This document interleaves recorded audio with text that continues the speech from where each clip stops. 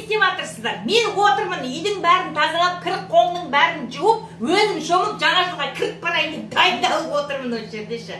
Баяғы ескінің ізімен ата-аналарымыз баяғыда жаңа жылға масқара дайындалады деп, әсіресе аналарым кілемнің бәрін жуып, үйдің бәрін жаңа жыл тақағанда әктеп, краскілеп, мына перденің бәрін жуып, ауыстырып, осы бір ғой жаңа жыл болмаса бір ғой, масқара дайындалатын аналарымыз. Түнімен анау-мынау пісіріп шығамыз, алма анау-мынауды әкеледі, мұздай бөлмеге тығып қояды, ол бөлмені ашып қалсаң есі бұрқыта қалады ғой, мәссаған.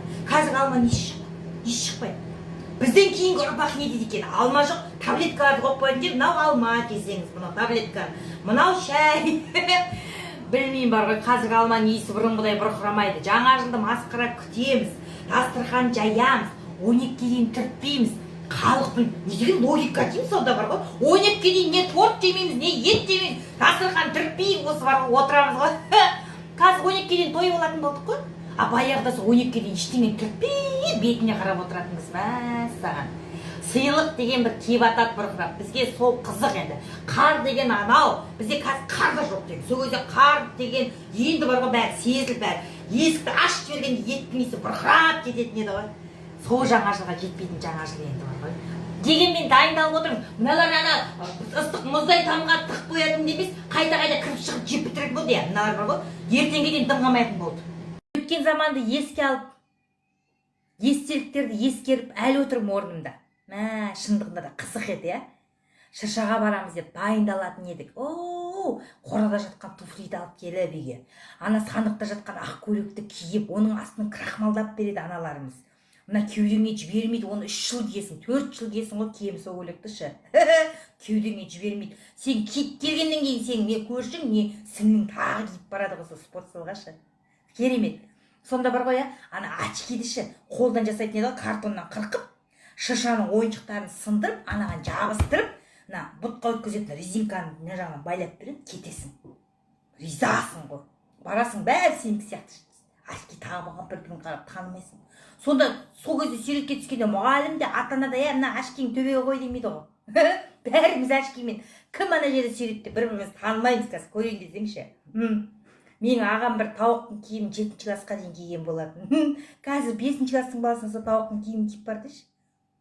Кием екен, кимес пе екен. Керемет еді ғой. Сол жақтан мектептен үйге дейін келгенде құлағың сүп, бетің қып-қызыл болып, мұрның қызарып, қолыңда пазарға бүйтіп келіп жетті ғой тайғанақтап ше. Сен келгеннен кейін сен киімін сіңнің киіп кететін еді ғой спортзалға қарай. Спортзалда музыкаңды алып шықтық, жүрегің дүрс-дүрс етіп, микрофон дегенде өміріңде сонда бір ұстап көресің ғой шіркін. Ауылыңнан келсе сол аппаратура, келмесе о да жоқ, сонда да ризамыз сонда да керемет болып жататын ше.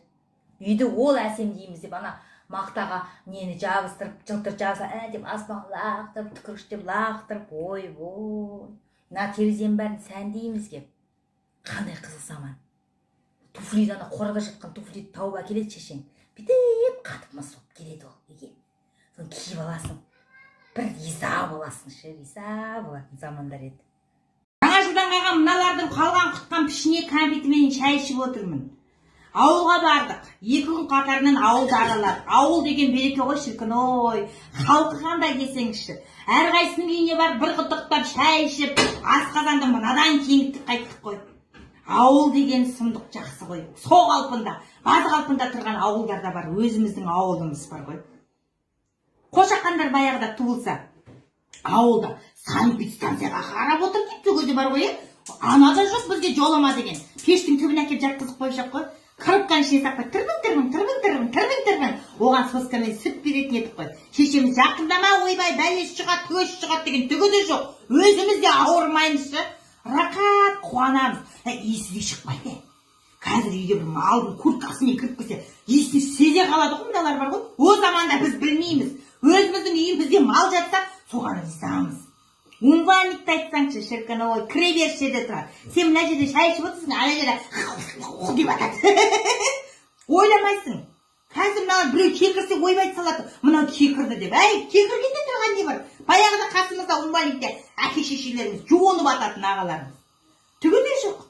Қандай керемет еді. Ағаларымыз асыл істеп мұздай суға басын сол жерге жуып атады бейчерге барамын. Астынан шелкілдеген шелектегі суды айтамын, шелпілдеп астынан ағады ғой. Ой, оны төгуге шақырат сен бергеші ояннан тек шелпілдеп апар төгіп келесің. Қазір ауылда умвалиптің астын далаға шығарып жүр. Сол кезде баяғыдағы әкелеріңіз миына келмеген ба деп шлангын далаға шығара сал. А о заманда қандай еді? Ой, умвалиптің астын төгіңдер деген бір ұрыс бар еді ғой. Көмір әкеп қойыңдар есіктің алдына. Шылап қойыңдар деп жатарда көмір бұрқып кізілсек пешке. Әрі қалып келе жатыр. Бірақ дегенмен заманымыз жаман емес. Қызықты болып келе жатыр. Жұмысымыз азайған сайын рухани байығымыз кеп жатыр. Отношениялар жөндеп жатырмыз. Отношенияны жөндеу керек. Жұмыс азайған сайын бәлездеме керек. Жұмыс азайған сайын адам болудың жағын ойластыру керек сияқты.